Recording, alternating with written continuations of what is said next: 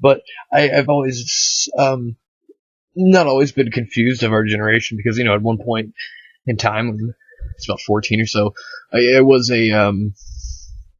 I guess far left rather. I couldn't put an exact ism onto the what I was, but it was still far left. So it's not as if I'm blind to the ideas. I completely understand the ideas of the left, and generally a lot of times you can usually point out the left. Is generally they just kind of want to come off a certain way to others. They want to appeal.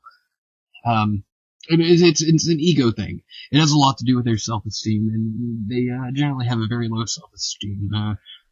There's different reasons why somebody can have low self-esteem, but a lot of times they want to get involved and impress people rather than deciding what is logical, or they view it as an opposition to the traditional America, or rather not even traditional America, but just their grandparents and their fathers' generations.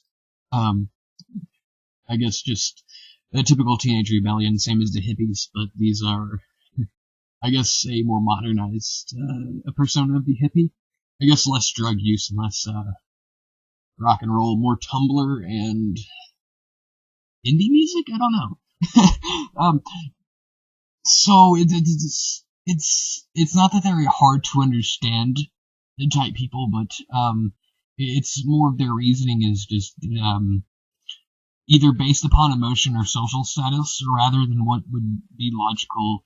Isn't they're not really looking at the possible outcomes, but rather the possibilities of what would be nice, what would be equal and justifiable for society, what we need to be different because this seems right. As you can see, a lot of times they have this idea that they're these social warriors, and they're fighting for their cause. And, I guess every political idea has that thought that they're doing good, and I'm not going to criticize that. If you didn't think you were, then you wouldn't be following the idea. But the way that liberal functions is their idea is to destroy what already exists and replace it, rather than to keep what actually works fine. And that's what confuses me now. Back then, like I said, I do understand the perspective, but it does confuse me now of why you would sacrifice your entire your nation for happiness. There's the old saying, ignorance and bliss. So it's basically because somebody wants something, they should have it. You give a mouse a cookie, you only want some more. So I don't see any great outcomes coming from equality. Jesus, it's a terrible way of pronouncing equality. Anyways, I don't know. There's not much that comes from it besides the happiness of others. Besides that, there's really no great outcome that I'm seeing possible. And if there is a great outcome from equality, you can always tell me what it would be. I'd really enjoy to learn about how the replacement of any group of people, not even including whites in general. That's the thing. If even the whites are replaced out, even the blacks would be replaced out, the Asians would be, so on and so forth. It's not as if we're just going to only us will die out. So it's kind of everybody's concern rather than just ours. So I don't know. I have a very hard time seeing the actual purpose and not the purpose of diversity and equality, but rather what possible future outcomes would be positive for a nation rather than for the individuals themselves. I don't think equality has worked. You can look at various cities that enforce equality. It doesn't work too well.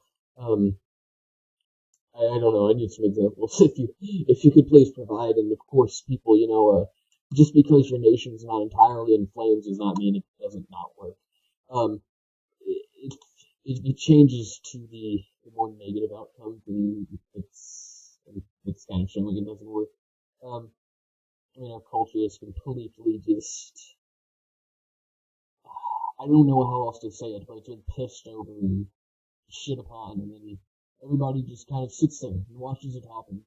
Nobody wants to speak up, and yeah, people do want to speak up, but it's very rare number. And most of the people, there's this fear because everybody wants to keep their social status. They don't want to lose their jobs. They don't want to lose anything. But I think that's what's catching on more. People are finally just, they're realizing their material possessions and such have no value rather than what we value them at. You you can rebuild cities, but you cannot rebuild our culture, our way of life, and our identity.